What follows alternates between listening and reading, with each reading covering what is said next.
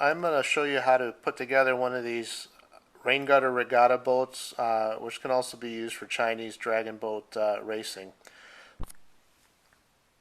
I'm actually going to be going step by step in the same fashion as the directions, and I'll tell you why as we go through.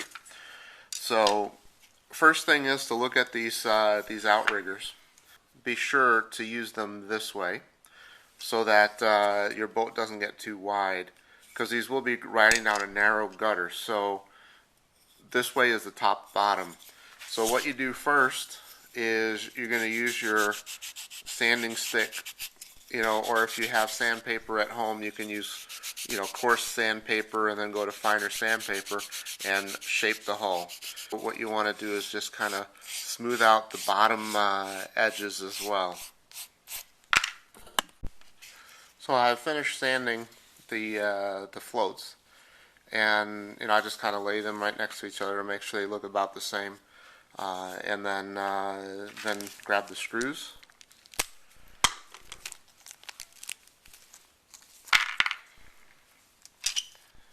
Now when I put the screws in, I'm going to go in and I'm going to make sure that I don't make my boat too wide. So, you want to put the boat about at center, and then all you got to do is screw these screws in. Balsa wood is relatively weak, so when you put it in, be sure that you don't get to try to tighten up the screws too much. They're very fragile. So just go until it's not loose. Don't try to clamp it. Don't try to get on it too much. There's a little bit of a gap here, so I'll just tighten that up.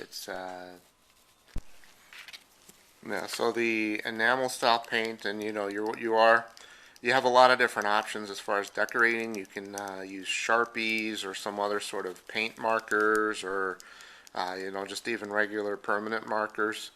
I would not recommend using something that when it gets wet will dissolve and disappear. But this is the enamel that I recommend. This is available at hobby stores and at Michael's, and I'm not priming it. I'm not really doing any real preparation. What I'll do is I'll paint the hull gold. So you can see that I finished painting the hull. So I have put the mast in the boat, and actually used the mast to hold it so I could paint the floats and everything. I didn't worry about painting the underside of the hull. That's really your call. When the boat's there, it'll still look real good. Okay, now the paint's still wet and there's no good spot to put it down. So what I recommend is you just get like a short bottle, take the mast, and just kind of sit it in there and let it dry over your protected work surface. So with the sail, probably best off just using permanent markers and decorate it, just by coloring on the sail. So you definitely want to be using a solvent-based marker. Don't use like a water-based marker, because this thing will be going into a wet area. So you just pretty much color up your sail and decorate it with some graphics or whatever you want. So now I've decorated the sail, and now I just put it onto the mast, just as it shows it in the picture or in the instructions.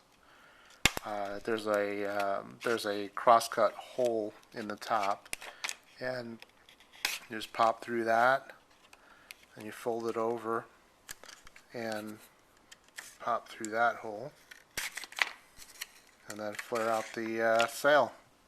So that is your dragon boat, and you're going to want to get the sail as low down as you can, so that it gets the best the best lift as the kids blow it along the Raingutter Derby. So that's what it takes. It shouldn't take very long, but do give it time for the paint to dry, and time to make a run to the hobby store.